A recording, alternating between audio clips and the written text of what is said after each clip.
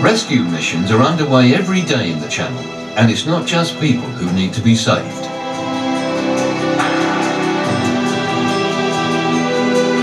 The UK's waters are home to a diverse array of marine mammals, including dolphins, sea lions and whales.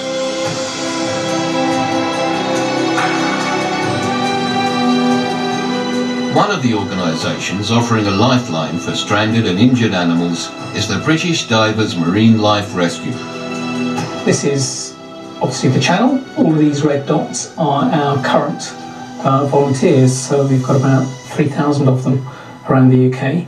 When we get a call in, the first thing that we would do is find out who the nearest medic is, and we can call to actually come out and do a rescue for us.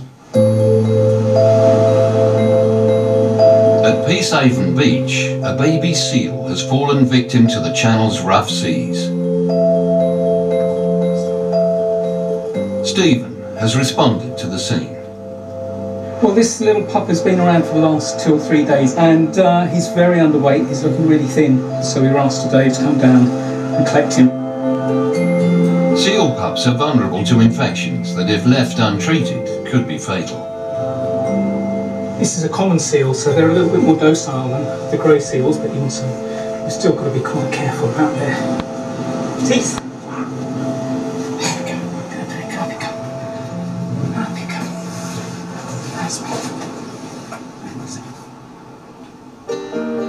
Depending on the weather conditions, Stephen's organisation can come to the aid of up to 250 seals a year in the Channel. The great majority of our rescues are seal pups. We also do dolphins and porpoises. We do get some larger animals like a fin whale or bottlenose whales, and occasionally we'll get turtles, and then if there's any major rescue like an oil spill or something like that, we'll very often get involved with bird rescue as well. And that is one of the things about the Channel, we're never quite sure what is going to come in. The British Divers Marine Life Rescue volunteers are all trained medics who know how to handle these marine mammals in distress. We cover its eyes pretty much because a lot of terrestrial animals calm down when you cover their eyes, although those aren't totally covered. You know, if they're just covered up a little bit, then it makes them a little bit quieter.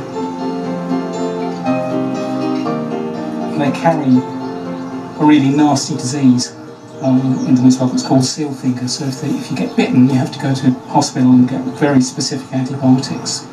And if you don't, then you can get nasty swelling of the joints, and that has led to amputation.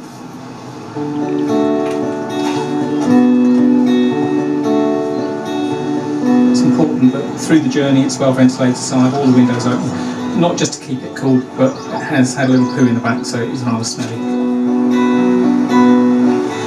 Stephen must now get the seal to specialist care as quickly as possible.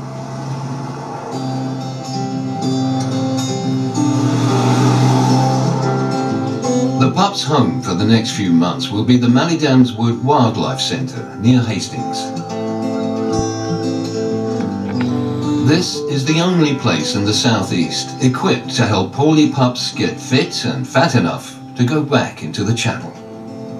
We've been here for nearly 50 years now, over 50 years, and we take about 3,000 casualties a year into the centre, but mostly seabirds and sea mammals as well. It was very quiet on the way over. I stopped a couple of times just to check, but no problem at all. So we're getting in with RSPCA and let them take it over.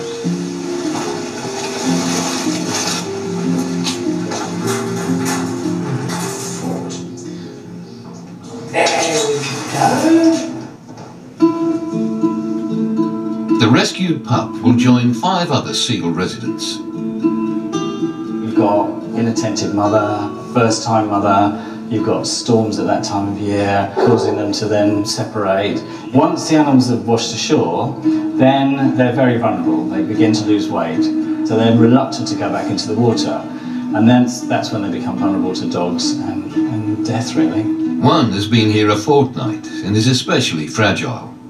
She must have been about 2 weeks premature because she still had the umbilical cord. And we're just going to put a little towel around her. It's not because she's nasty or aggressive, it's just because otherwise you get fecal matter all over yourself.